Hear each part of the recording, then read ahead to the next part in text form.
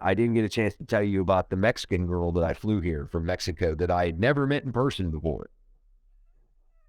Why did you fly her in? That's a whole story, bro. You want to hear it? Yeah. So I call Sanyo. Now, here's the first thing. Did you know Sanyo is in Tijuana, Mexico? Well, if you ever buy a Sanyo TV, that's where they make that motherfucker, is Tijuana, Mexico. That is where Sanyo is, and that's where their call center is. So I call the 1-800 number for Sanyo. They, go through the automated bullshit, and they transfer me to the, I guess they would call it the parts or the repair department. They had a name for this department. This girl picks up the phone and says that her name is Meredith. And she's got the thickest Mexican accent, Spanish, whatever, Latino accent that you could imagine. Okay? Like, yeah, my ass, your name's Meredith. Like, yeah. Hello, my name is Tom. Yeah, no, it's not, bro. And so I start talking, but she spoke really good English. She just had a thick accent, but she understood perfect. So I start talking to her, explain to her, give her the model number of the TV. And she's like, oh, yeah, I have a base for that. She's like, I'll tell you what, after talking to her for about 30 minutes, she's like, I'm going to send you this base for free. And I'm like, really? She's like, yeah. And I'm like, okay. Sure enough, like 10 days later, I hadn't received anything.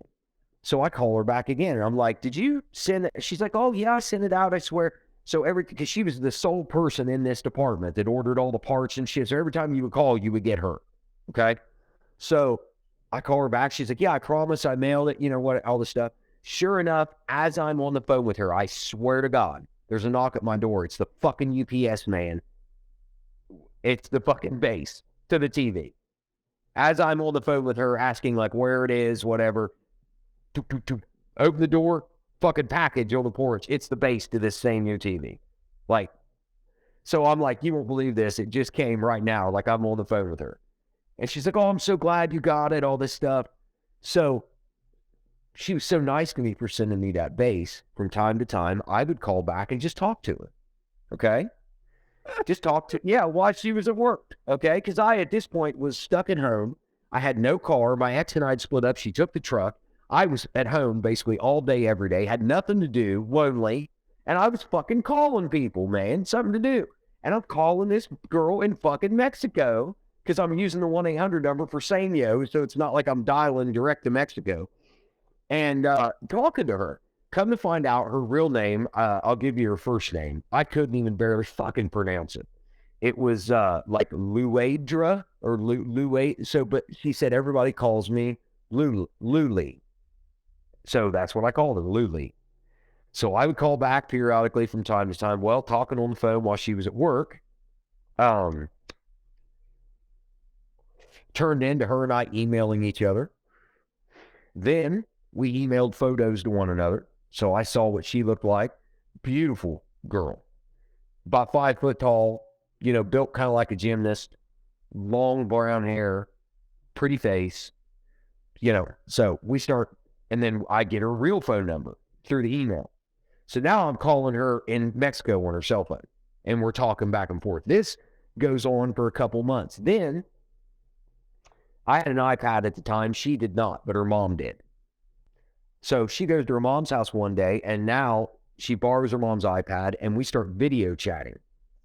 Now, this is all over the course of like months. This has all happened from TV base to now I'm video chatting with this girl that works for fucking Sanyo. Right. Nuts. Okay? And as we keep video chatting and stuff, like I'm telling her about my life, she's telling me about hers, all this kind of shit. And they celebrate pretty much the same holidays that we do in Mexico.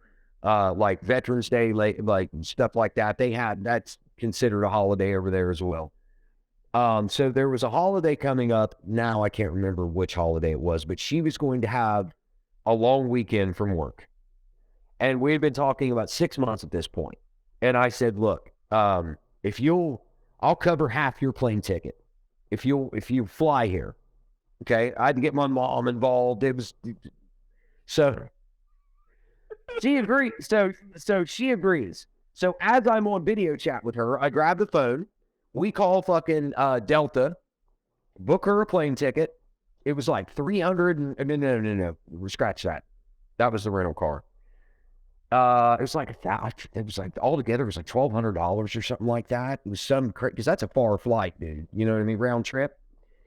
And I agreed to pay for half of it, and she would cover the rental car because I had no car. She knew that, you know. So so we plan all this out, and the day that she's supposed to fly out, like I'm trying to call her and she's not picking up the phone, and I thought, oh shit, she bailed. You know what I mean? Finally, she picks up the phone, and I did find out later on that she was considering not coming. You know, she was nervous, afraid, whatever. So, but we had been talking back and forth on video chat, almost like you were dating someone. We had talked about maybe, like, I was thinking about maybe moving to Mexico, like, cause crazy shit. Cause I had nothing else going on in life. I didn't give a fuck. And I had no passport, but obviously, cause I'm still a felon at this point back then. But she, you know, you can cross into Mexico, but I just couldn't come back because I had no passport. Yeah, but they're gonna let you back. You're an American. Well, yeah. But, so the day comes, I'd have my mom take me to fucking Columbus International Airport because I had no way to get there, right? And we're going to rent a car from the airport once I got there. So all this anticipation, all this shit, right? She had seen me live and in color for months on video chat. It's not like I was a stranger. She didn't know what I looked like. Right. So fly up there that day. I go to the terminal. I watch the whole fucking plane unload. Nope. And I'm like, so I call her cell phone. She picks it up. I'm like, I'm standing here at the terminal. Where are you? Oh, I already got off the plane. She had gotten off before I even got there. She's like, I'm at Enterprise Rental Car down, blah, blah, blah, at the end of the fucking thing. So I haul ass back through the fucking airport, down to Enterprise Rental Car, turn the corner. How'd you miss her? I don't know. She must have gotten off like right before I'd gotten there. And I just, through all the crowd of people, walked past her and didn't see her. Like I said, she was 5 foot tall. You know what I mean? Like short, little, small thing. So I'd bust ass back through the airport, get down to where Enterprise is, and it was all like surrounded by glass, you know. I turn the corner, look through the fucking thing, and there she is standing at the fucking counter of Enterprise. She sees me, I see her. I'm like, you know, run inside, give each other a big fucking hug. She's got all she brought with her was a backpack.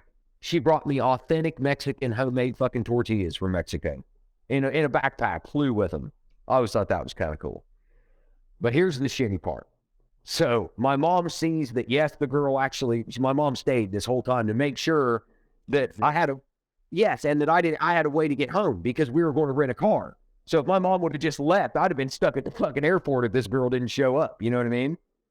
Because at the time, I didn't even have a driver's license. Right. So, yeah, so I couldn't rent a car. I couldn't anything. So, why don't we have a driver's license? Because I just had a ID. My license had got suspended for driving under suspension, and like I never got it reinstated. And basically just a lunatic. Yeah. Oh yeah. I mean, like I had you could still go online, you personally, and look up a lot of. If you try to pull up my traffic violation thing online. Like computer banks at fucking NASA light up, dude. Like they'll just print pages of stop sign and speeding and fucking whatever, dude. I've had a fuck ton of driving error suspensions and all kinds of shit. Crazy. So what happened? The girl. So, okay. So we get we get everything done, Enterprise. We go outside and we're standing there. And I've been waiting months to see this girl in person, right?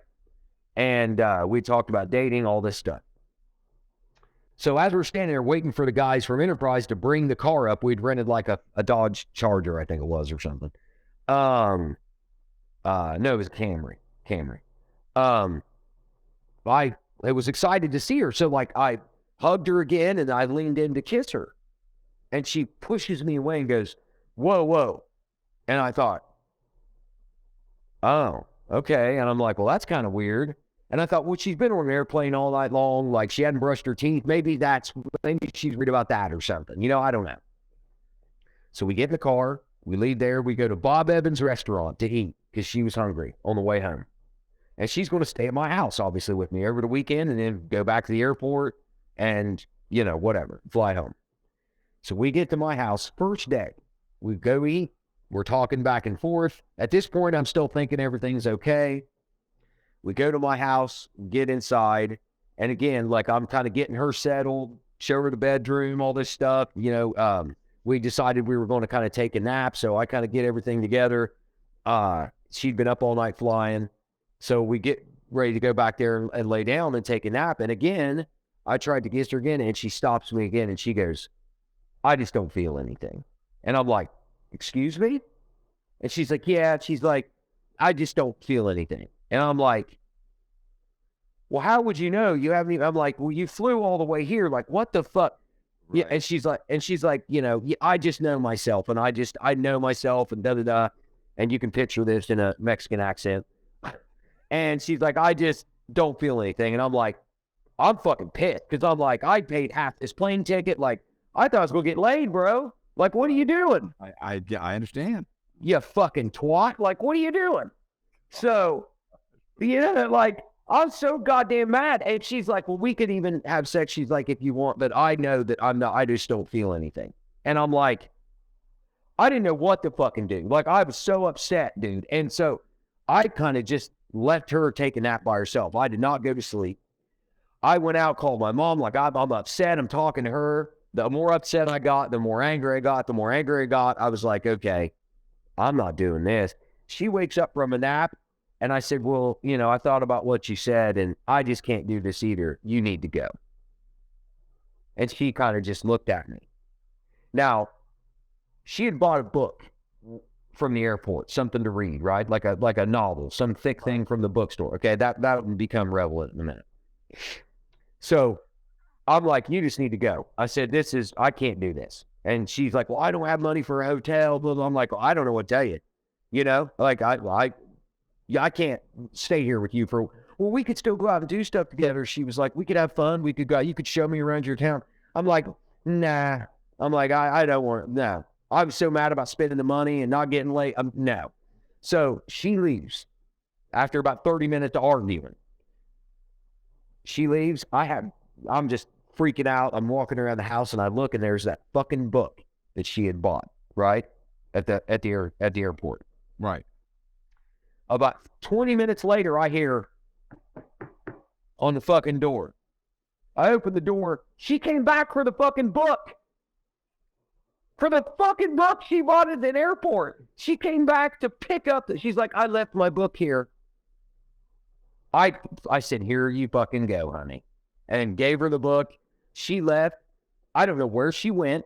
I don't know if she went back to Columbus and I don't know what. I'd never heard from her again. 6 months of talking to this girl. Flew here from Mexico.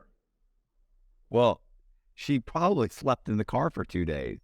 Well, but I see the way she acted where she was like, I don't feel anything, blah, blah, blah, and all this kind of shit. It almost seemed like to me, she had told me before she came that she'd never been to Ohio. But it almost seemed like she came here for another reason. Because she wasn't into that with me.